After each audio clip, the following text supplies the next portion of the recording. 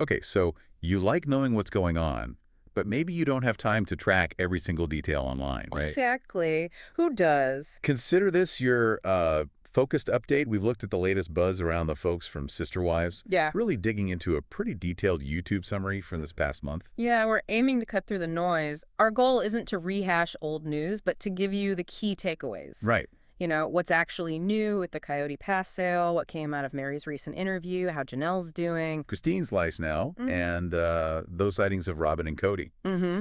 We want to bring some clarity, maybe connect a few dots that weren't obvious before. All right, let's jump straight in with something that, well, it's been a long time coming. Coyote Pass.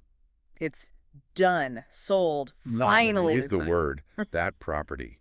Goodness. Yeah, the 14 acres they bought back in, 2018? For $820,000. Yeah. Reportedly sold this April for $1.5 million. Wow, so they actually made money on it after all that. Seems so. A decent profit, actually. Which is maybe surprising given all the back and forth we saw. Definitely surprising.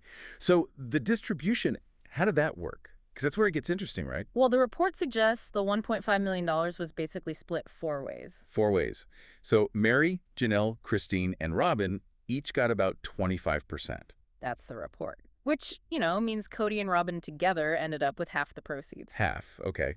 That's noteworthy, considering the state of the marriages when it's sold. It certainly is. And you have to wonder about the property market there. I mean, was it just good timing or... Or were there specific agreements in place all along about assets like this? Exactly. It raises questions about those behind-the-scenes financial discussions we were never privy to. Yeah, it really does. Because Coyote Pass, I mean, it was such a source of drama on the show.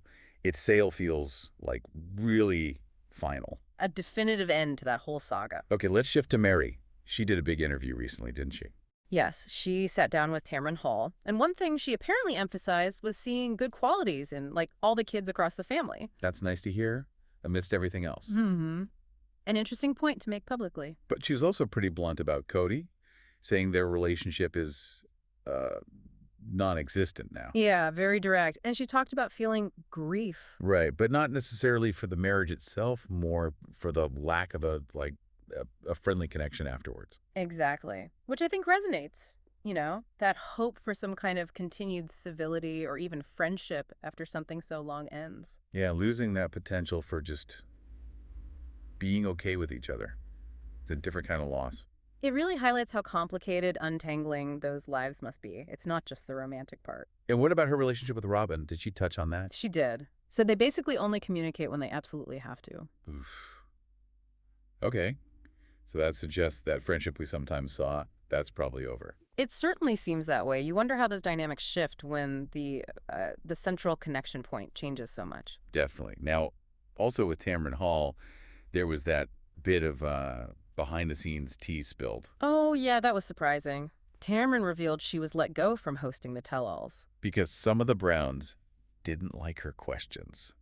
Seriously. That's what she said. It kind of hints at that tension, between wanting to control the narrative and the interviewer needing to ask tough questions. And Meri actually backed Tamron up on this. She did, quite publicly. Said something like, she knows people in the family struggled with Tamron holding them accountable. Wow.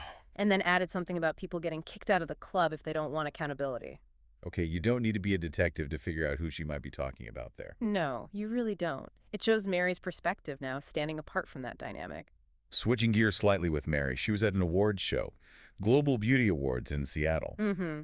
And that sparked a lot of online chatter about her post-divorce glow-up. Right, people noticing she looks well, maybe lost some weight. Just seems different. It's that classic narrative, isn't it? The physical transformation symbolizing a new start. Happens all the time. And she's busy with the inn too, right? Liz's Heritage Inn. Yeah, lots of renovation work going on there. And her social media has been interesting. Cryptic posts about finding her voice, a new chapter. You see that a lot during big life changes. Yeah. Sort of processing it publicly, but vaguely. Yeah, articulating it, even indirectly, can be part of moving forward. But the intriguing part is she apparently said she probably won't live at the B&B. Right. That she's exploring other options for the property, so maybe it's less of a personal home base and more of a business venture? Interesting. A shift in plans, maybe. Could be. So she's thinking strategically about it. And one last thing on Meri's front, her child, Leon. They've been active on social media. Yes, particularly about Palestine. post about it around Good Friday, Mm. and has Free Palestine in their bio. So using their platform to speak out on that. Mm-hmm. Which, brings attention to the issue from a perhaps unexpected source for some followers. Okay, let's move over to Janelle. It sounds like April was a pretty tough month for her. Understandably so. It would have been Garrison's 27th birthday. Right, and that's coming so soon after the first anniversary of his passing in March. Just incredibly difficult. Absolutely. Those dates, birthdays, anniversaries, they often bring everything back to the surface. She shared a really moving tribute on Instagram, didn't she? With some unseen photos. She did. It felt very personal, a way of honoring him and maybe connecting with others going through similar pain. Yeah, a reminder of the real people and real grief behind the headlines. Mm-hmm. And she said a word for the year, detox. Yes, for What? 2025, focusing on letting go of things that aren't serving her anymore. How's she approaching that? It sounded pretty involved. Yeah, things like clean eating, cutting down screen time, journaling, building routines, focusing on, positive connections. Sounds like a very intentional effort towards healing and well-being. Definitely. That kind of focused self-care can be really grounding during times of grief and big change. And she was traveling quite a bit, too.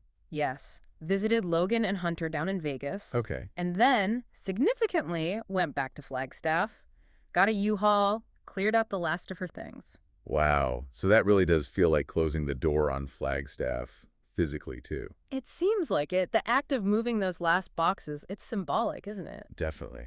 And she had help. Friends pitched in. Yeah, she mentioned friends helping her out, which is great. She also mentioned the timing was tricky, juggling it with a family wedding and picking stuff up from Hunter, just the logistics of it all. It highlights all those practical steps involved in separating lives, doesn't it? The stuff you don't always see. For sure. And quick updates on her kids. Gabe was in Chicago. Yeah, and apparently gave a bit of a mysterious answer when someone asked if he was there for romance. So, who knows? Intriguing. And Hunter went skiing. Maddie's focused on the new baby, Amelia. Right, postpartum self-care. So life continues for them, their own paths unfolding. Good reminder. Okay, let's talk Christine. Everything we see suggests she's really happy, right? Oh, definitely. Married life with David Woolley seems to be agreeing with her. Their social media is pretty happy stuff.